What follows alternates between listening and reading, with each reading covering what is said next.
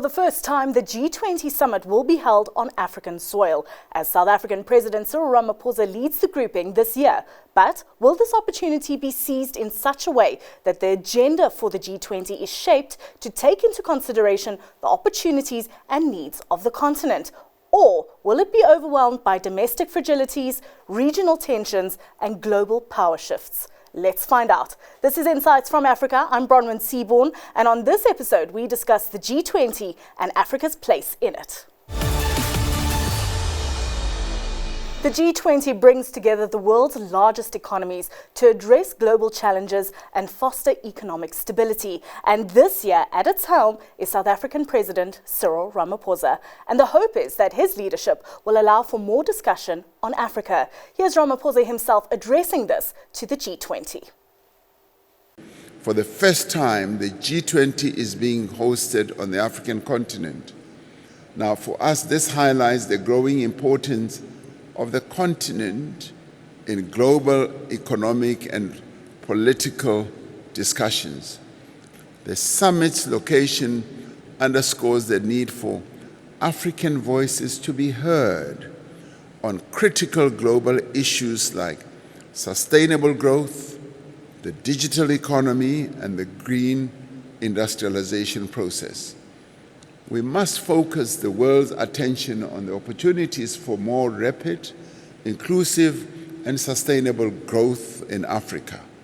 So Ramaphosa making it known to the G20 that Africa is a key player in the global economy, and this solidifying the hope that he will hold close the interests of the continent as he leads the grouping this year. But he'll have to do this at a tricky time as one of the G20's members, the US, continues to separate itself. Joining me now for a look at some of the dynamics at play, as well as to discuss the G20 themes and how those will be taken forward, is Zain Dangor. He is the Director General for the Department of International Relations and Cooperation, and he's also the G20 Sherpa, which puts him in close contact with Ramaphosa on matters related to the grouping. Zain, thanks so much for your time today.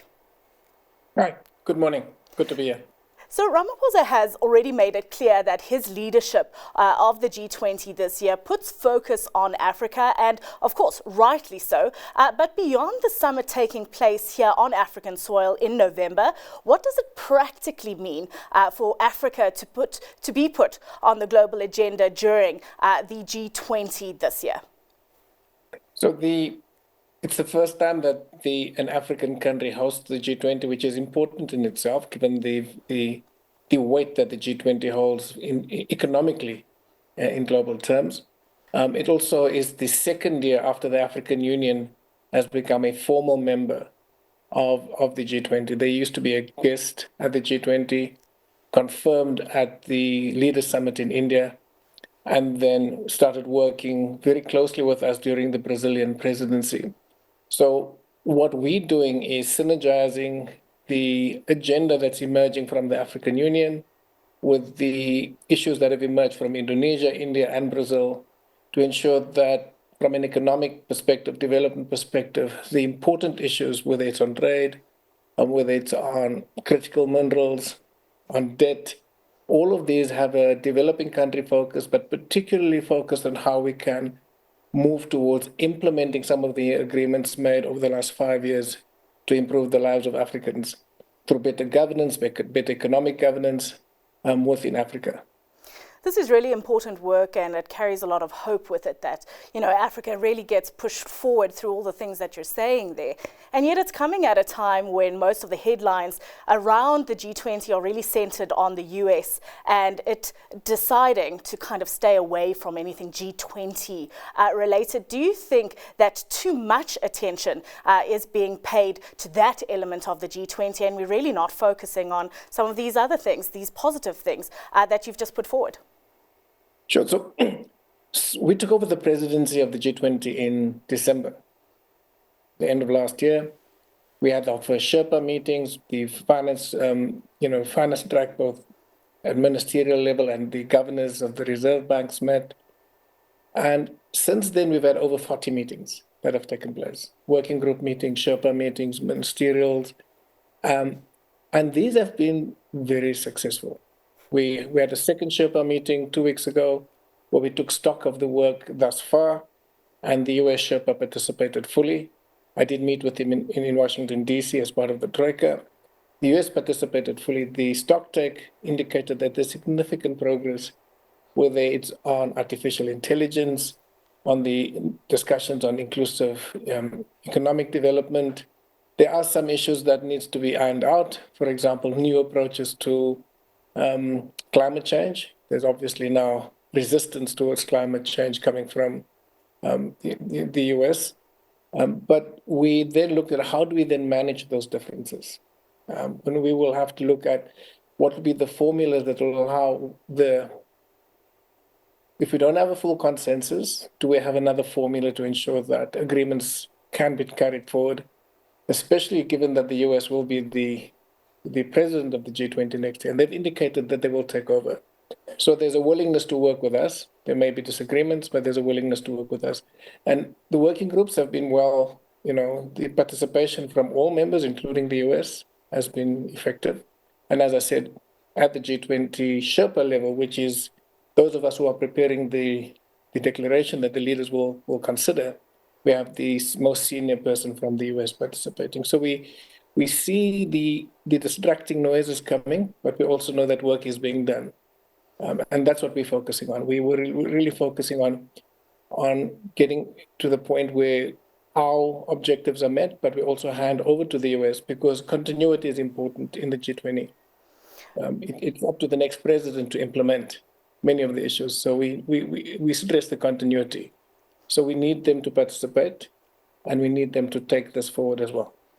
Absolutely, or it all becomes just a talk shop, really, if we can't hand it over and see the baton really being passed and these things carried out. But you did highlight there that you've recently come back from a trip to the US. Give us a sense on the ground how South Africa is being perceived, because I'm going to highlight it. In the media, like I said, everything G20 related becomes about the US. You've, to a point, dissuaded that, that's not really the case playing out in the G20. Other headlines are all about rising tensions between the US and South Africa.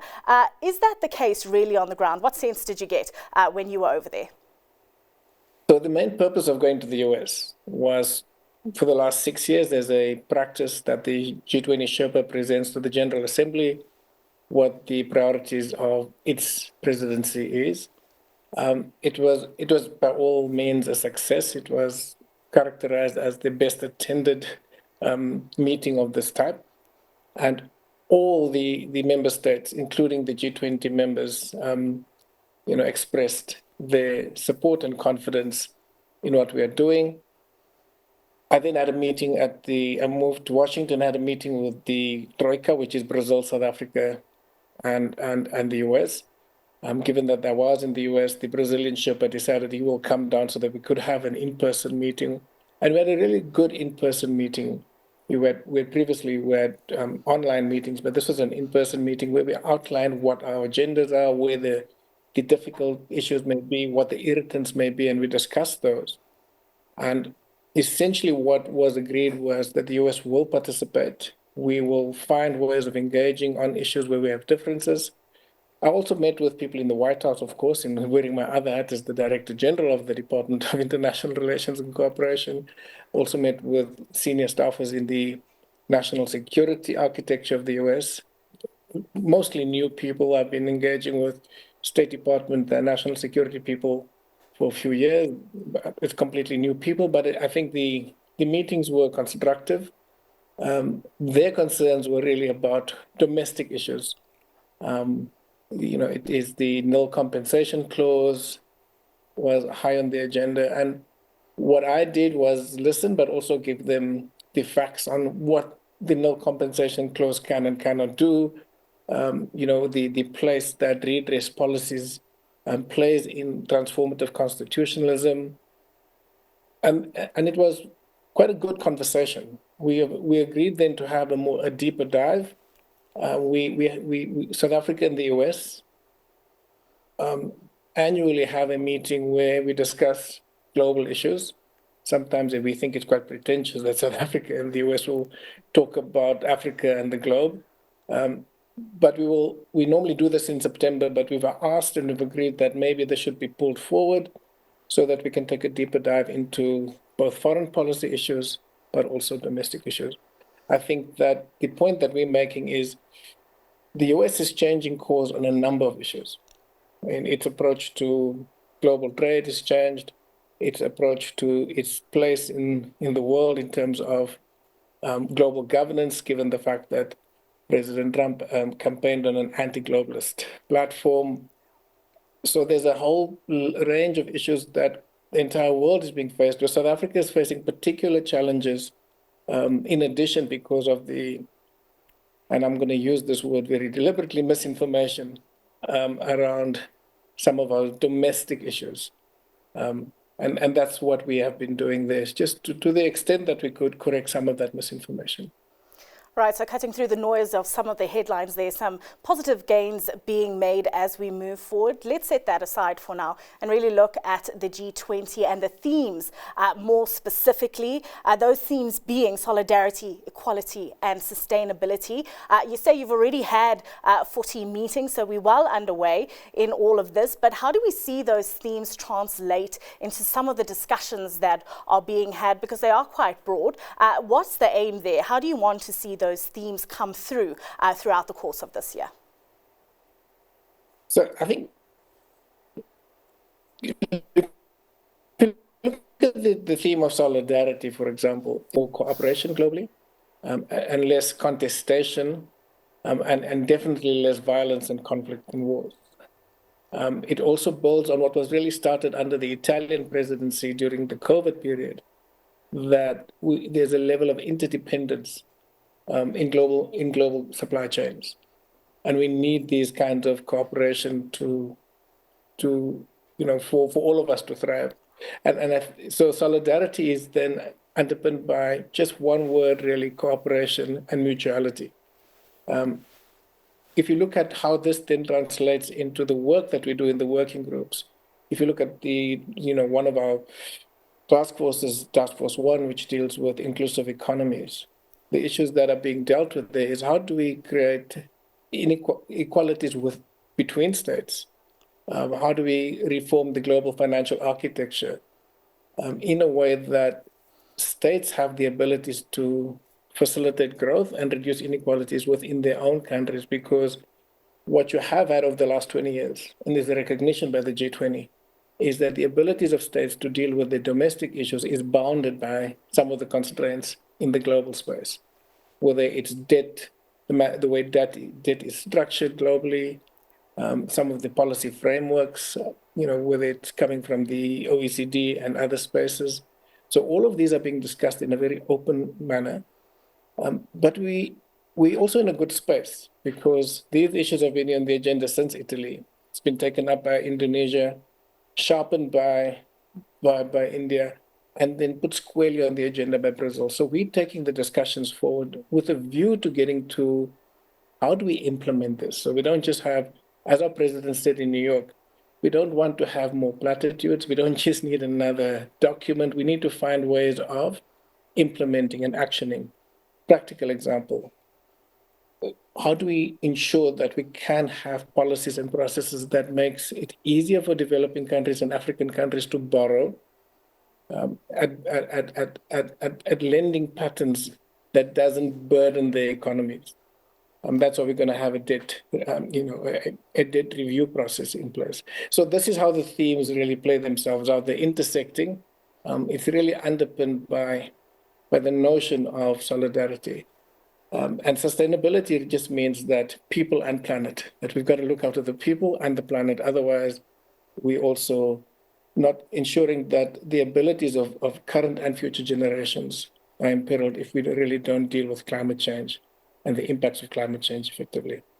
Zane, given what you've said, is it accurate or fair to say that the G20 presidency under Cyril Ramaphosa then is about going from talk to action? And when we sit in December having a look at the year that was, perhaps, we're going to rate the success on that?